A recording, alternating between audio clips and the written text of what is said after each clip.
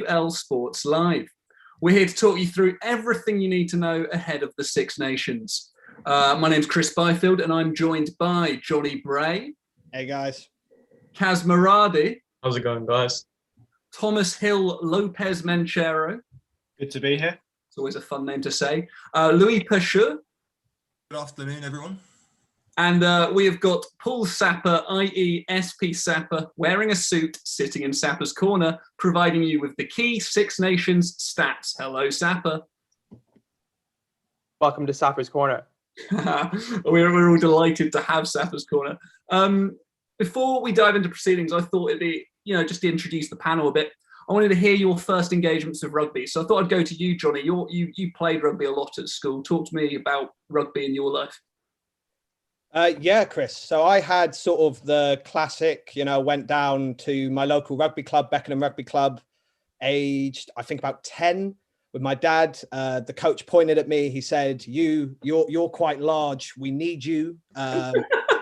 And I felt a feeling of acceptance for the first time, which I hadn't really had in football. So yeah, and just continued it through for the rest of my life, basically. Solid B team player. Nice, solid. Solid is all you need. And down with football, I guess. Thomas, you didn't play much rugby, I imagine, and I hear as well. Yeah, I had a bit more of a traumatic first experience with rugby, playing for St Albans School's B team, where basically straight from kickoff, ball was kicked over, I turned my back, ball actually bounced off my back and into what I guess was a ruck, but I can't be sure. Well, not knowing what a ruck is the exact type of content you should expect from the rest of this broadcast. But first, we're going to get stuck in. We're going to talk about potentially the fixture of the weekend, England v Scotland, Scotland v the old enemy. In the past, this has always been a fun fixture. Let me take you back to 2018. Going into halftime, England were 31-0 up. However, a Finn Russell masterclass in the second half brought Scotland level, and then they scored again. They were ahead. Scotland beat England. Well, they didn't, because England scored a late try. But, I love celebrating a draw. I'm a Crystal Palace fan. Kaz, talk to me about England. How confident should they feel going into this tournament? Well, Chris, England are in amazing form. They ended 2020 as the Autumn Nations Cup champions, as well as the Six Nations champions. Their title defence will start against Scotland on Saturday at Twickenham, and it's expected to be a really feisty affair, seeing as it's the 150th anniversary of the Calcutta Cup. It will pretty much be exactly a year since the last time they played Scotland in the famously bad conditions, which England actually won 13-6. England lost their opening Six Nations game in February last year against France, 24-17. But since then, they've been unbeaten, having gone 8 wins in a row. Their last game was a 22-19 extra time win over France in the Nations Cup final. So they're going to be going into this as favourites to win it. But I reckon they'd be looking to do it with more authority and do it more convincingly, seeing as they only won it on points difference 4 months ago. Fair enough. England have a lot of key absentees, don't they? And they've called up some interesting players as well. Yeah, so obviously Manu Tuilagi, the centre, he was a key figure for England in the past, and he's missing out. Mako Vunipola and Sinclair, 2 really important props for England, will also miss out. Vunipola's got an Achilles injury and Sinclair's been suspended. So it'll be interesting to see how England do without their 2 main props. As well as that, Sam Underhill's, who's one of the best flankers, has a hip injury, so he'll be missing out as well. Well, I mean, England are looking potentially weaker than they normally are. Will Scotland look to take advantage of these replacements? Will they also look at an empty Twickenham and look to take advantage of that? What's the Scotland camp looking like, Johnny? Well, Scotland have released a pretty formulaic 15. The big news is Cameron Redpath, the Bath centre, making his debut. I think that's a competition we're all looking forward to seeing, the centres between Ollie Lawrence and Redpath. I think Scotland obviously had a bit of a mixed 2020, mixed bag of results. They lost to England. They got some impressive results along the way. I think they beat Ireland. But this year, I think they're really going to be looking to make the next step. They've got someone who I think is a bona fide line starter in Rory Sutherland in the front row. They've got a brilliant back row, probably the best balanced back row in the competition, in my opinion. Then they've got Ali Price at 9 and Finn Russell at 10, who I think are one of the strongest 9 and 10 partnerships out there. But I really think Redpath and Van der Merwe on the wing are going to be the exciting ones to watch this tournament. Van der Merwe, obviously starting on Saturday, he's had 3 tries from 5 appearances. And I just think that's going to be a really exciting area of the field to watch in the backs. I spoke to Tim Swinson, the former Scotland international. He's got something like 35 caps for Scotland. And he said, in contrast to me, that he thinks that it will be mainly won in the forwards, despite what Eddie Jones and I think Jamie George also came out and said something similar, going on about a new attacking style of English rugby, which if it comes true and that's what happens, I think England versus Scotland could be a fantastic game on this weekend. Wow, game could be won in the forwards. That sounds exciting, but is it exciting? SP Sapper, time for your stats corner. Tell me the key stats surrounding this game, please. So I'll just run you through some of the key players and their stats in the recent past.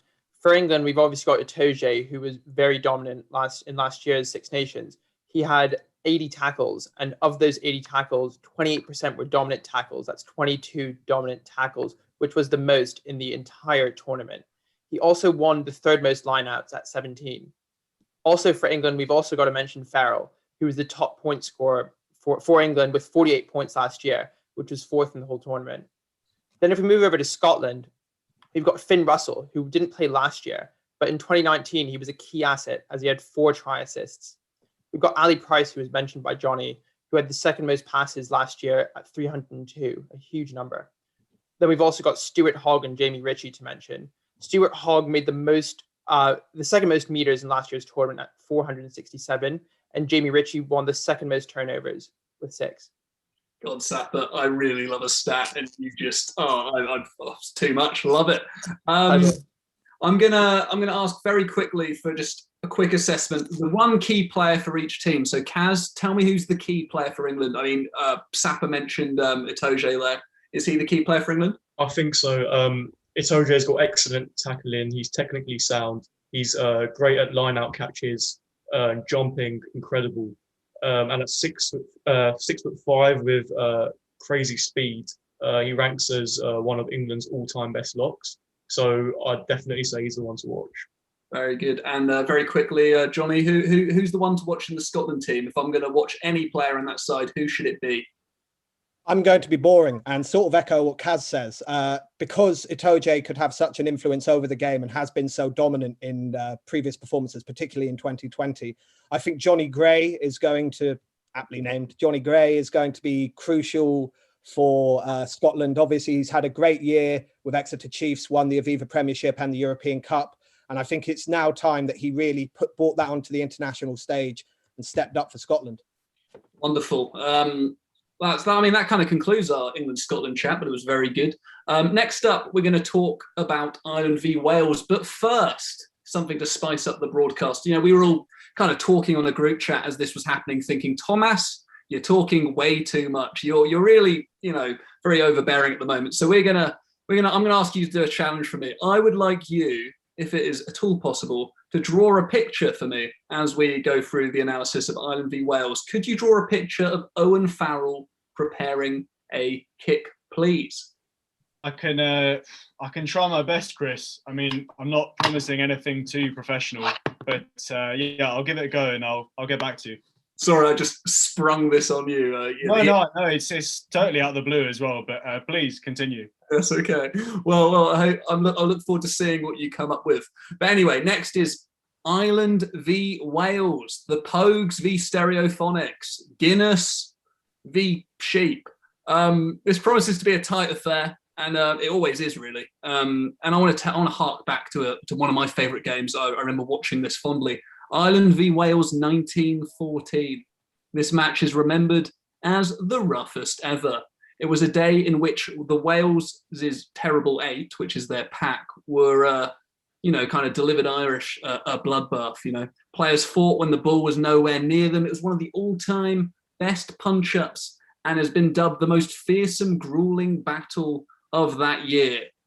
Well, it was quite, a bad year for battles, very competitive in that front, but, exciting nonetheless. So what sort of battle will we see in that match, Louis? Talk me through it. What are the squad announcements saying? What's the news? Yeah, I think it could be very tight. Obviously, Ireland have won the last 4 games, but neither team looks to be really at their best at the moment, so it should be really tight. The squad announcements have thrown up some quite interesting stories to talk about. Pivac has gone for George North at 13, despite Josh Adams, his usual starting winger, being out suspended, which is a big call and one that hasn't necessarily worked in the past.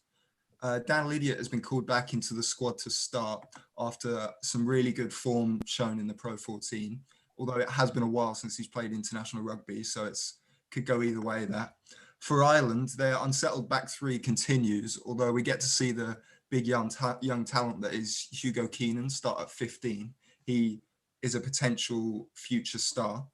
And the centres, we're not going to see Bundyaki, unfortunately, at the weekend. It's going to be Henshaw and Ringrose, so that's quite a big call with all the competition in the centre for Ireland. While perhaps the best prop in the tournament, Tyg Furlong, will come off the bench as he's recovering from injury. But there's still plenty of big names in the squad. Alan Wynne-Jones is, of course, starting for Wales. James Ryan in the second row for Ireland. And obviously Dan Biggar, Conor Murray and Johnny Sexton all playing again. Wow, okay, interesting. Alan Wynne-Jones, Johnny, you're a big fan of Alan Wynne-Jones. I heard you mention him earlier. How do you look at that? How do you assess this match? How do you assess those squad announcements? Well, I think it's important and in many ways impressive that Pivac has taken a risk and gone back to experience bringing back Ken Owens. And then obviously Wynne-Jones walks into that side every time for me. I think he's still at the age that he's at, an incredibly impressive player who gets through so much work. So much of the dirty stuff is done by him. I hate to sound like a broken record, but I'm going to have to echo what Louis said about the centres for Wales. I think putting George North at 13, it's never really worked for Wales. It's never really worked. I understand Jonathan Davies is injured, but for me, George North is just not a 13. But excitingly, that does mean we've got Luis Rees-Zammit on the wing, who I'm very excited to see. He looks like a mercurial talent. So again, another really exciting prospect, although once again, we've got a serious competition in the centres. Perhaps quite a strange game. Also, do you think it'll be a good game? Both teams in transition.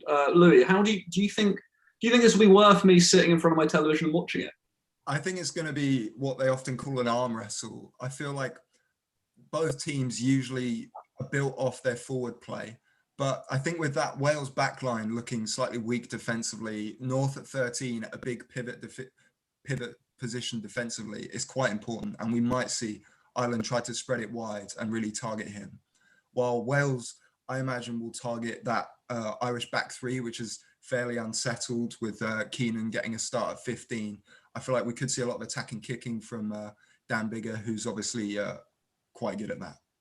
God, you know what? You're throwing names at me, and the only thing I can think of is to go to Sapper's corner for the stats. Sapper, what you got for me? Welcome back to the corner. So if we just look at some of those players and go through their stats, it's worth mentioning that Dan Biggar scored the 3rd most points in last year's tournament at 49. So he definitely will have a big role to play this year. Alan Wynne-Jones was also spoken about. He had 73 tackles last year, which was among the most in the entire tournament. And of those 73, 9 were dominant tackles, which was the 6th most last year. If we look at Justin Tipperick for Wales, he had the 2nd most tries last year at 3, but tied 2nd most.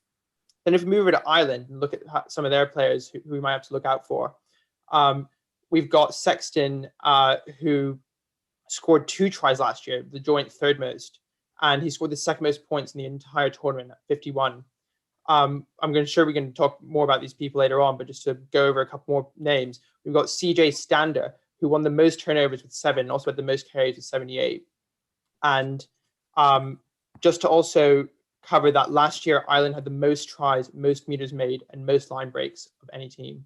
That's interesting. I mean, firstly, I'd like to say, Sapper, at some point, I would like to see your suit in all its glory. I may ask you to stand up at some point. Definitely accommodate that. Thank you. But generally, Johnny, was there anything there that kind of struck you? Was there anything that was surprising, unsurprising? I think the fact that Ireland failed to convert so many meters gained and failed to convert so many line breaks into points is a real condemnation of their attacking play and their ability to get over that those final 5 meters. I think we all saw earlier in the year, back in 2020, the importance Exeter showed in getting over the try line from close distance and how influential that can be for a team. I think if Ireland can learn to just push on that little bit further, once they get to 5 meters, take their time, be patient, pick and go, then maybe they'll get a bit more joy out of all of the solid attacking play that we're clearly seeing them, or at least that the stats are suggesting. Interesting. How damaging will Josh Adams' suspension be, Louis? He got done for a coat. It is quite concerning. They're missing 2 of their best back 3 players in Josh Adams and Liam Williams, who are both out. So there is slight concern that when the ball does go wide for Wales, there isn't going to be quite the talent there. George North doesn't quite have the instincts of a 13, and Lewis Rees-Zammit is very young. I do like Hallam Amos on the wing, but it's true that this isn't the most consistent Welsh backline. The other big key point of concern for both teams is the line out. They both struggled last year. And I think Johnny is quite interested in how Paul O'Connell is going to help Ireland. Yeah, I'm very interested in the role that Paul O'Connell is going to have. I think he's really going to offer leadership values. Of course, he's done it all in the game.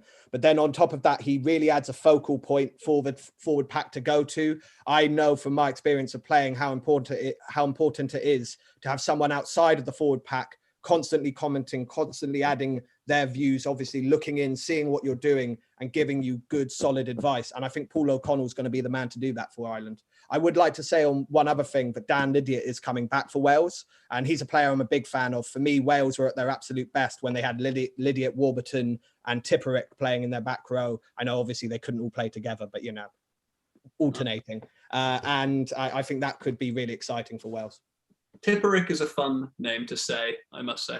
You know what? I think it's time to check back in with Thomas. Let's see what you've produced for us in the last 7 or 8 minutes. Thomas?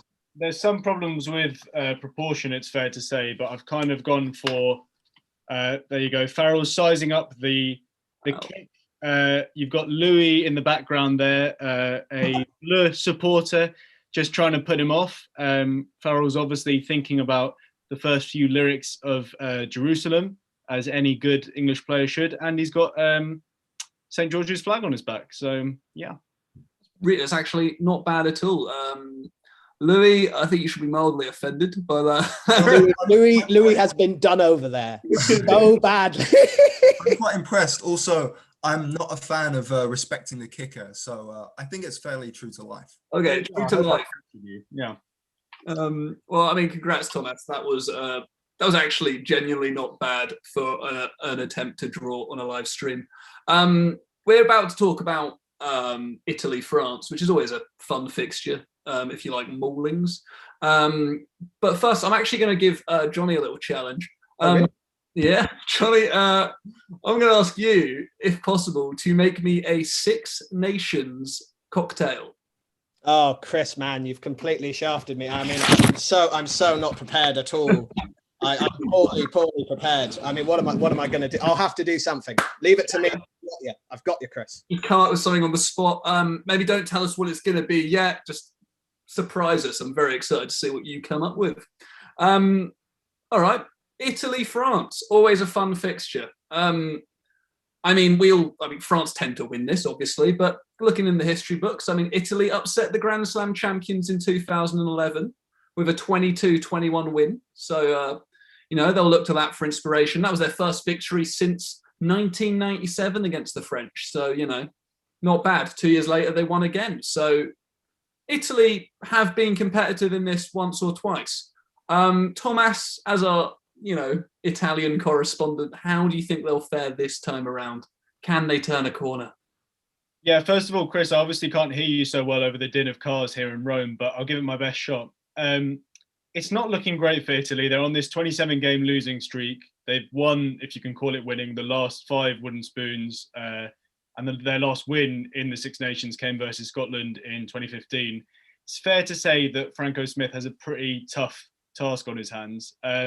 He's talked a lot about this fresh start for Italian rugby with lots of young players coming into the team. They had a pretty terrible Autumn Nations Cup where their only win was awarded because Fiji's players were struck down by COVID-19. So it'll be interesting to see what they can produce, but it's not looking so great for them. And as you said, most of history would appear to be against them. Well, how are France going to feel coming into this game, Louis?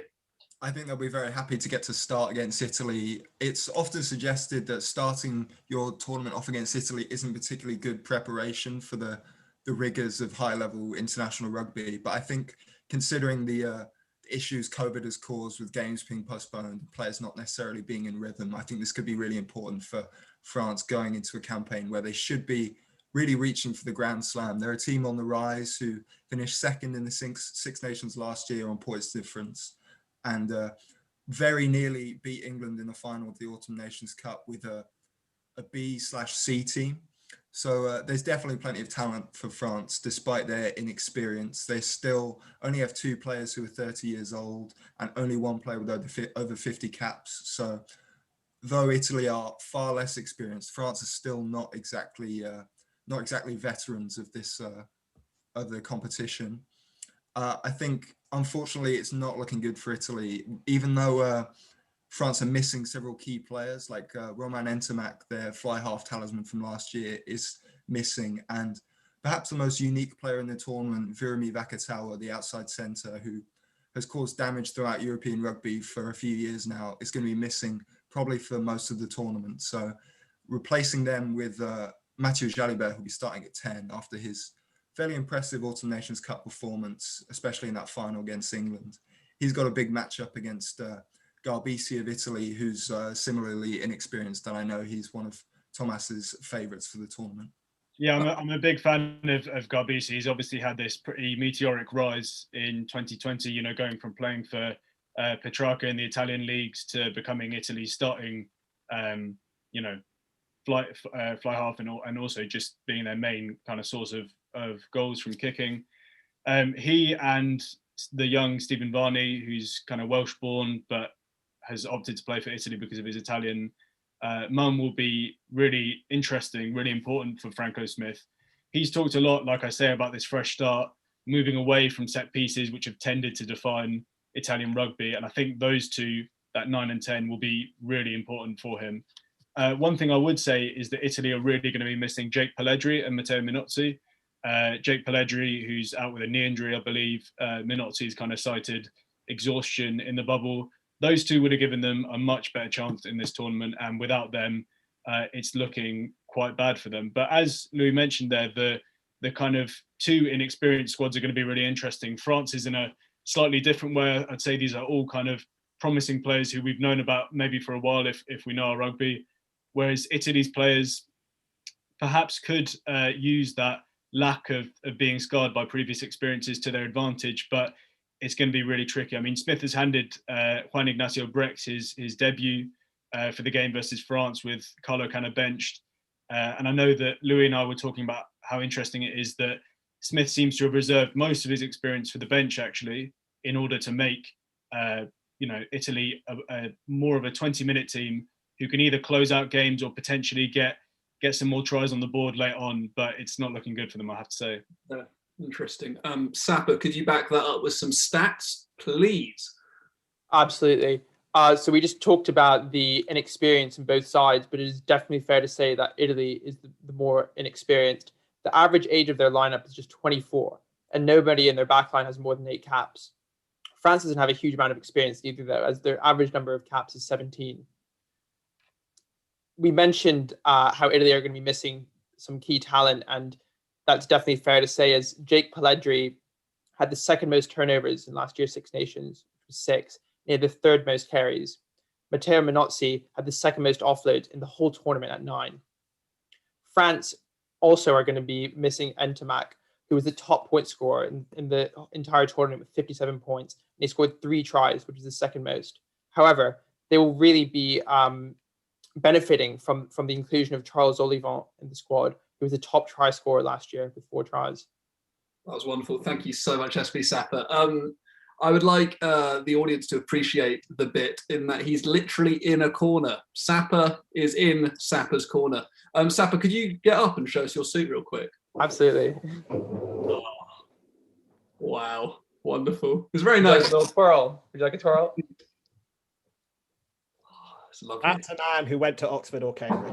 Yeah, it is wonderful. Thank you so much for that honour, Sapper. Thank you, Chris. Okay, so just lastly on this game, you say it's not looking good for Italy, Thomas. And actually, Louis, you should chime in on this yourself. What are the chances of Italy coming out of this tournament with a win?